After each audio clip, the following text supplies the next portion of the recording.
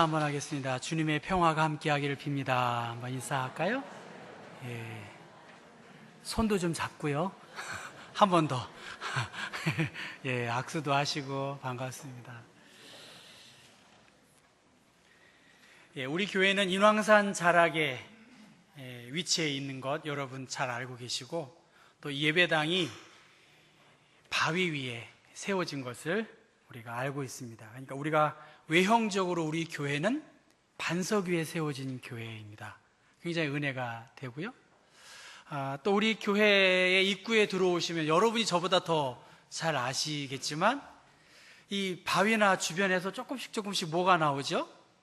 물이 이렇게, 생수인지 모르겠지만 하여튼 물이 이렇게 흘러 나옵니다. 또 저도 듣기만 했는데 우리 식당 입구 왼쪽에 이렇게 물이 이렇게 고여 있다고, 이렇게 약수터 같이 이렇게 고여 있다는 이야기를 제가 들었습니다. 그러니까 우리 교회는 반석 위에 세워진 교회이고, 그 성전에서 물이 흘러내리는 그러한 교회구나. 그래서 오늘 성경 말씀을 준비하면서 저에게는 굉장히 은혜가 되었어요. 야, 세상에 이렇게 돌 위에 세워진 교회가 있을까?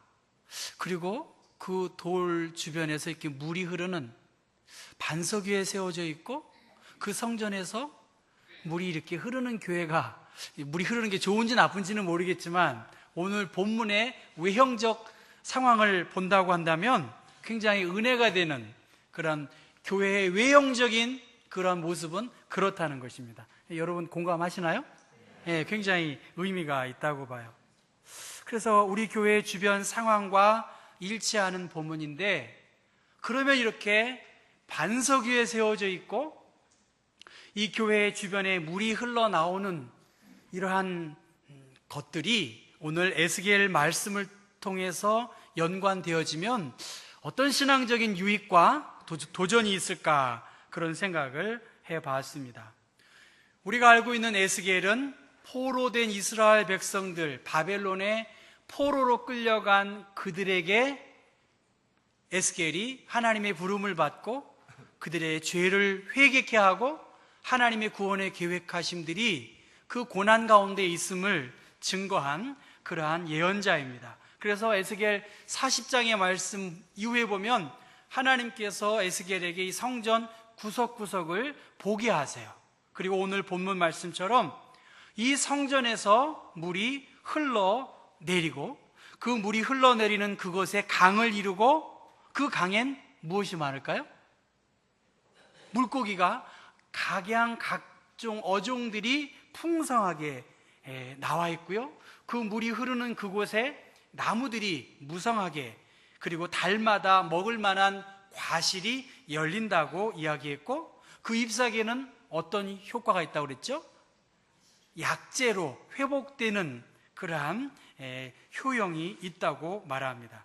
제가 가지고 있는 개역 개정판 성경에는 성전에서 나오는 물, 그렇게 말했고요. 킹 제임스 버전에는 치유하는 물과 나무들, 그 물이 치유한다는 거예요. 고쳐주고 회복되어지고, 그 나무들이 어떻게 돼요? 그 이파리가 다른 사람들을 치유하는 능력, 효험이 있는 그러한 생명을 살리는 좋은 재료로 사용이 된다고 한 것입니다.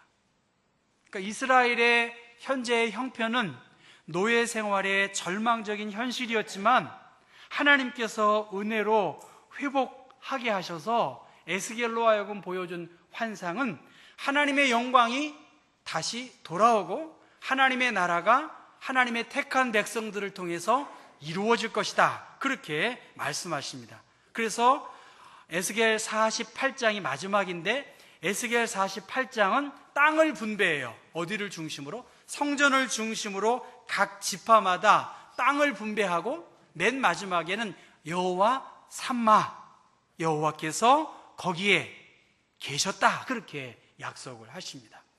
절망 가운데 있는 그들, 고난의 연속인 그들, 나라를 잃어버리고 하나님의 임재의 상징인 택함 받은 백성으로서 선리은 의식을 가졌던, 그래서 하나님을 예배한 그 성전이 이방신을 믿는 바벨론의 총과 활에, 총은 없었겠네요, 그들의 힘에 무너진 그 모습을 보고 이스라엘은 육신과 영혼이 다 피폐한 그러한 상황이었어요. 그럼에도 불구하고 포로된 그들이 하나님을 섬기기보다는 이방의 신에 동경하고 계속해서 그릇 행하는 그러한 시간들이 있었습니다.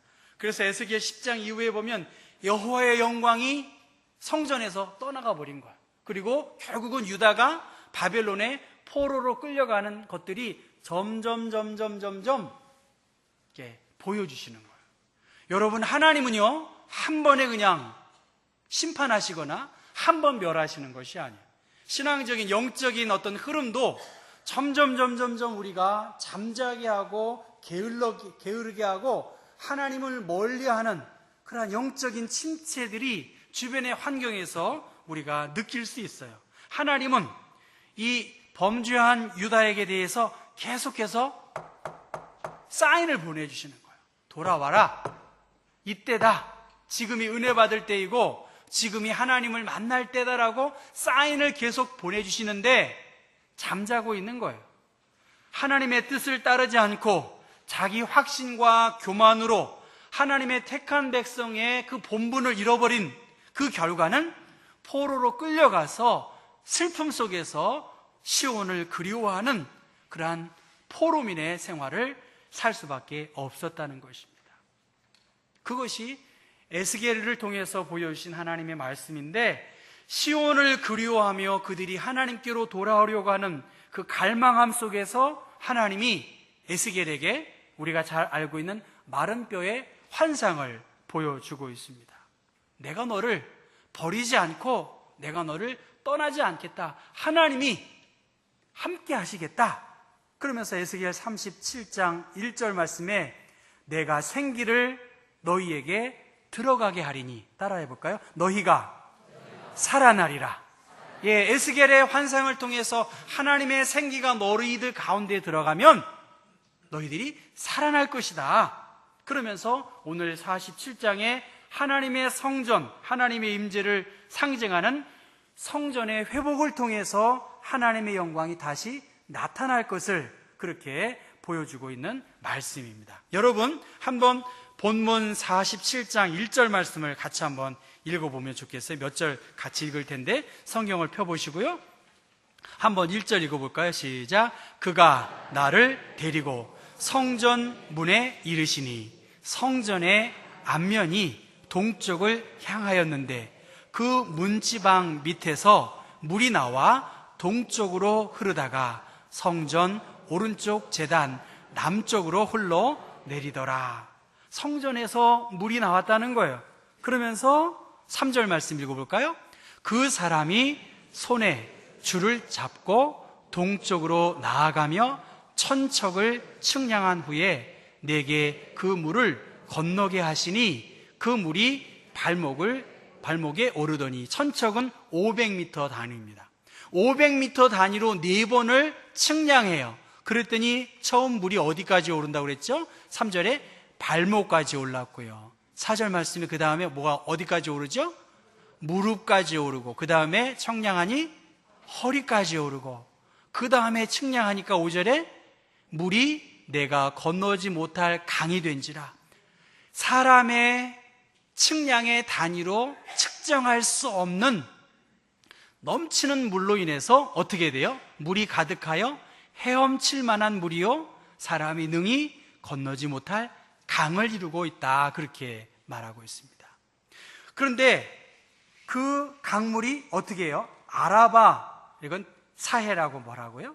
아라바로 흘러내려가고, 그 바다가, 큰 바다는 그 지중해예요. 지중해까지 가서 그 지중해 물이 닿는 곳곳마다 어떤 일이 벌어질까요? 8절 말씀 읽어볼까요? 시작. 그가 내게 이르시되 이 물이 동쪽으로 향하여 흘러 아라바로 내려가서 바다에 이르리니 이 흘러내려가는 물로 그 바다의 물이 되살아나리라.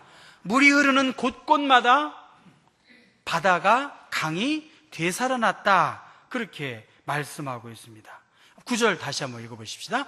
이 강물이 이르는 곳마다 번성하는 모든 생물이 살고 또 고기가 심히 많으리니 이 물이 흘러 들어가므로 바닷물이 되살아나겠고 이 강이 이르는 각처의 모든 것이 살 것이며 엔게디와 에네글라임까지 이 모든 것이 회복되어진다는 거예요. 그러니까 사해는 이 세상에서 가장 낮은 지역에 그렇게 존재하고요. 염분의 그 퍼센테이지가 다른 것에 뭐 몇십 배 이상의 그 염분을 함유하고 있는 곳이 사해인데 그 죽음의 땅에, 그 죽음의 바다에 살리는 역사가 이루어진다라고 말하고 있습니다. 물이 가는 곳마다 살리는 역사가 있었다는 거예요. 그런데 11절 말씀 보면 그 진펄과 갯벌은 되살아나지 못하고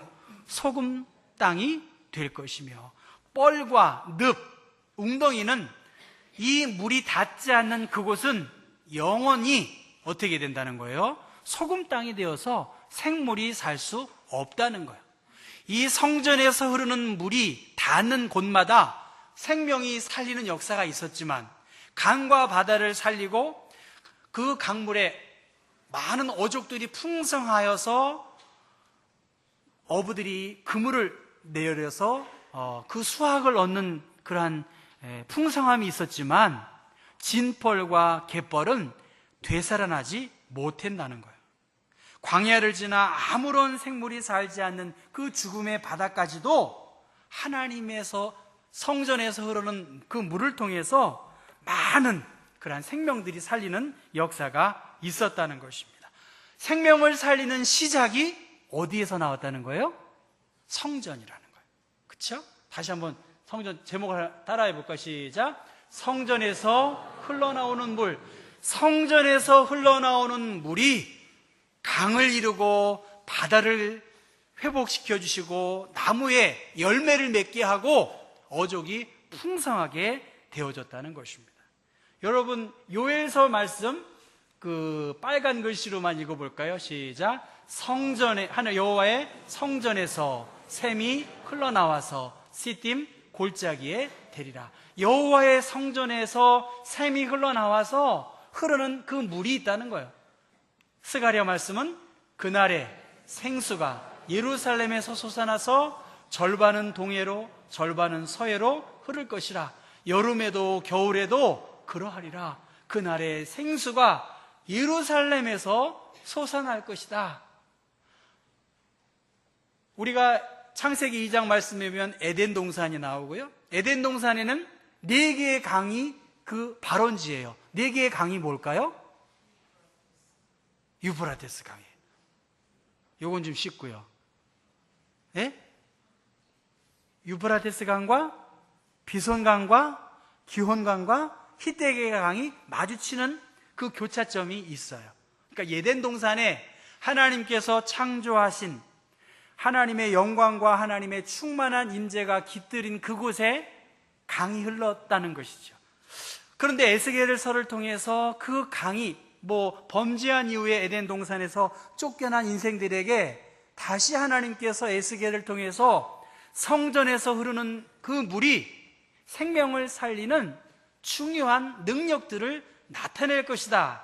그렇게 말씀하셨고 요한계시록 마지막 부분의 내용과 일치하는 부분이 있다고 봐요. 한번 요한계시록 22장 1절과 2절 같이 한번 읽어보겠습니다. 시작. 또 그가 수정같이 맑은 생명수의 강을 내게 보이니 하나님과 및 어린 양의 보좌로부터 나와서 길 가운데로 흐르더라.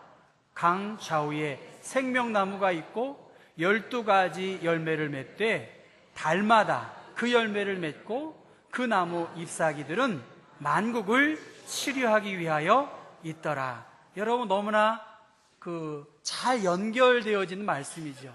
성전에서 흐르는 물, 그 물이 요한계시록을 통해서 보여주신 하나님의 말씀은 수정같이 맑은 생명수의 강이 내게 보였고 그 생명수는 어디로부터 흘러나왔다고 말을 하고 있죠? 하나님과 및 어린 양의 보좌로부터 나왔다는 거예요. 하나님으로부터, 예수 그리스도로부터 성령을 통해서 우리에게 주시는 그 물이 어떻게 해요? 12가지 열매를 맺고 달마다 그 열매를 맺고 그 잎사귀가 만국을 치료하는 능력이 나타났다는 것입니다. 생명의 근원이 어디에 있냐는 거예요. 생명의 근원이 물이라고 하면 그 물의 근원이 하나님 예수 그리스도를 통해서 생명을 살리는 역사가 있다는 거예요. 내가 살 수 있는 길은 예수 그리스도 안에서 살 때, 그리스도의 은혜 안에 잠겼을 때에 내가 회복되어지고 치유되어질 수 있는, 내가 온전케 되어질 수 있는 능력은 성전에서 흐르는 물처럼 우리의 생명이신 예수 그리스도를 통해서 우리가 회복되고 치유될 수 있다는 것입니다. 그래서 예수님께서 사마리아 여인에게 무엇이라고 말씀하십니까? 내가 주는 물을 마시는 자는 영원히 목마르지 아니할 것이다. 내가 주는 물은 그 속에서 영생하도록 솟아나는 무엇이 된다고 했죠? 샘물이 되리라, 그렇게 말씀하셨어요. 그래서 누구든지 목마르거든 내게로 와서 마시라. 나를 믿는 자는 성경의 이름과 같이 그 배에서 생수의 강이 흘러 넘쳐날 것이다. 그러면 여기서 말하는 생수의 강은 요한복음 7장 39절의 말씀 보면 이는 그를 믿는 자들이 받을 뭘까요? 성령을 가리켜 말씀하신 것이다. 성령께서 일어나세요. 성령께서 우리 가운데 함께 하실 때 생명을 살리는 그러한 은혜가 있다는 거예요. 그러니까 성령을 어떻게 받아야 되겠죠? 충만히 받아야 된다는 거예요. 여러분 믿나요? 하나님의 성령님을 충만히 받을 때 내가 살고 우리의 이웃이 살고 우리의 공동체가 회복되는 역사가 있다는 것입니다. 생수의 근원이 예수 그리스도이고 기쁨의 근원과 우리의 삶의 소망이 예수 그리스도시라는 거예요. 고대 근동에는 신전과 샘이 가깝게 있었다고 합니다. 메소포타미아나 이집트, 바알에 대한 우가리 신화에 나오는 어떤 신전들은 샘을 터전으로 세워줬다는 거예요. 우주를 상징하는 산, 그 산 주위에 신전이 세워졌고 그 신전에 물이 연결되는 곳에 신전이 세워졌다라고 하는 것은 그런 면에서 외형적인 우리의 환경은 굉장히 저는 영적인 의미가 있다고 봐요. 지난주에 김균지 목사님께서 하나님의 나라의 거울이 되는 우리 교회라는 제목으로 말씀을 전해주셨어요. 메시지의 핵심이 뭘까요? 교회와 그 교회를 이루는 하나님의 택한 백성들이 복음을 디스플레이할 수 있는 모델이 되어야 된다는 거예요. 여러분 그렇죠? 근데 모델은 어떤 사람인가요? 복이 좋아야 되죠. 인상 쓰는 모델은 제가 한 번도 못 봤어요. 여러분 그 약선전이나 뭐 성형 이런 거 보면 비포와 애프터가 구분되어요. 제가 보기에는 별 차이가 없어요. 조금 이렇게 좀 더 한 거 이외에. 그러나 공통점은 있어요. 웃음이 없는 곳은 전인가요, 후인가요? 전이에요. 눈에 초점이 있는 사람과 없는 사람의 눈에 초점이 있는 사람은 전인가요, 후인가요? 후예요. 제가 보기엔 별 차이가 없어요. 그런데 얼굴에 활기가 있고요, 기쁨이 있어요. 그게 바로 비포와 애프터의 차이입니다. 복음을 디스플레이하는 우리들이 어떤 모습을 취해야 되는지를 우리가 알 수 있어요. 교회는 하나님의 보좌로부터 흘러나오는 그 생명의 생수, 그 생명의 생수를 공급받는 거예요. 여기 제가 이 성전에서 흐르는 물, 그래서 성전을 통해서 지중해와 이 사해, 이 데드시를 이 지역에서 많은 수확을 얻을 수 있는 그곳은 성전에서 흐르는 물이에요. 이 물은 예수 그리스도께서 우리에게 주신 은혜로 말미암아 우리의 삶이 풍성해지고 그곳에서 고기들이 많아서 그 고기를 잡는 어부들도 있고, 여러분 생각해 보세요. 달마다 새로운 과일을 추수한다면 그 과수원 어떻게 될까요? 대박 나는 거 아니겠어요? 대박 나죠. 대박 안 날까요? 1년에 한 번 밤 농사 짓는 그 밤 농장 주인한테 제가 만났더니, 목사님 1년에 2번만 수확했으면 좋겠어요. 그렇게 이야기하시더라고요. 이거 웃을 일이 아니에요, 여러분. 1년에 몇 번 수확하는 거예요? 12번, 12번. 하나님께서 우리에게 주신 은혜 안에 산다고 한다면 우리의 삶이 10배, 20배, 100배로 풍성한 그러한 은혜가 있다는 거예요. 예수 안에 있는 사람, 그리스도를 전심으로 믿고 그 은혜 안에 사는 사람들에게 이러한 기쁨이 있다는 것입니다.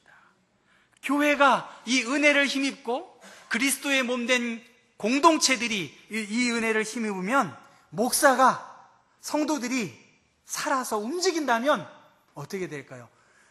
이 지역은 좀 달라질 거예요.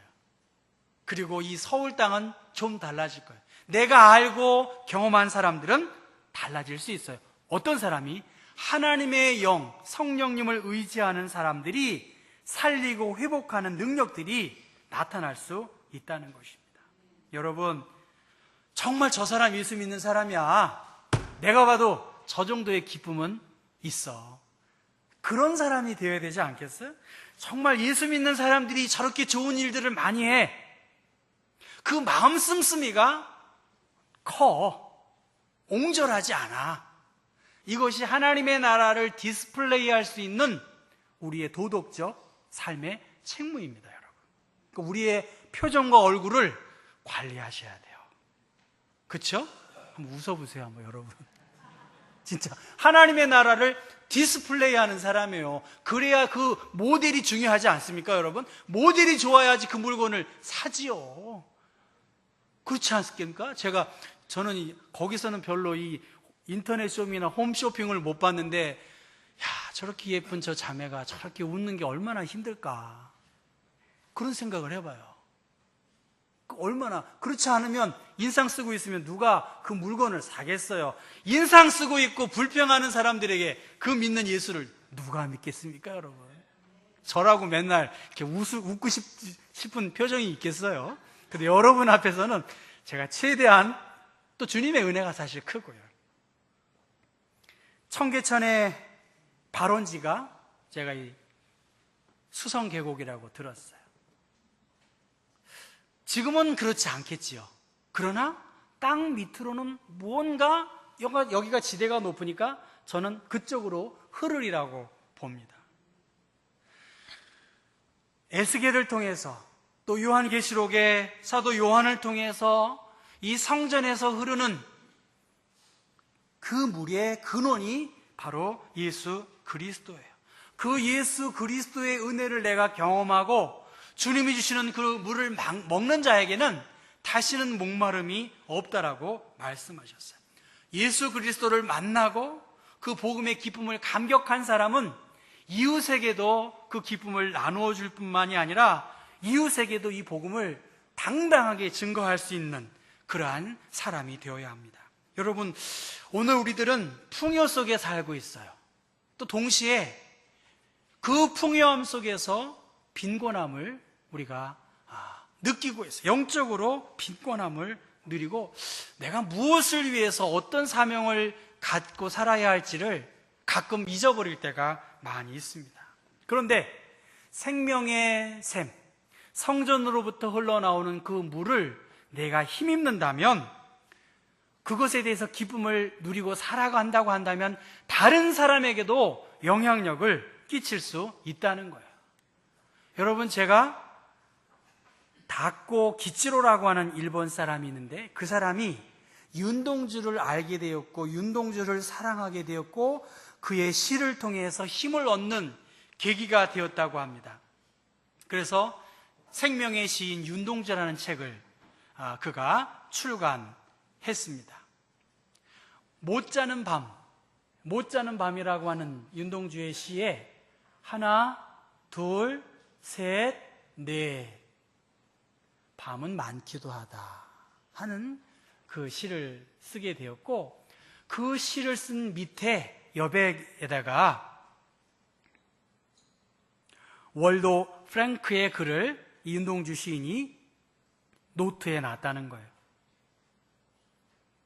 미를 구하면 구할수록 생명이 하나의 가치임을 인정한다.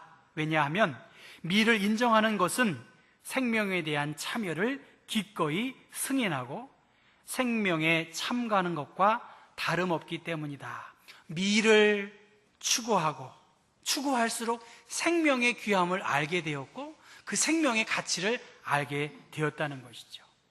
그래서 윤동주 시인은 죽는 날까지 하늘을 우러러 한 점 부끄러움 없기를 이라고 하는 그 유명한 서시를 썼습니다. 그 서시의 끝부분에 이렇게 말해요. 그리고 나한테 주어진 길을 걸어가야겠다.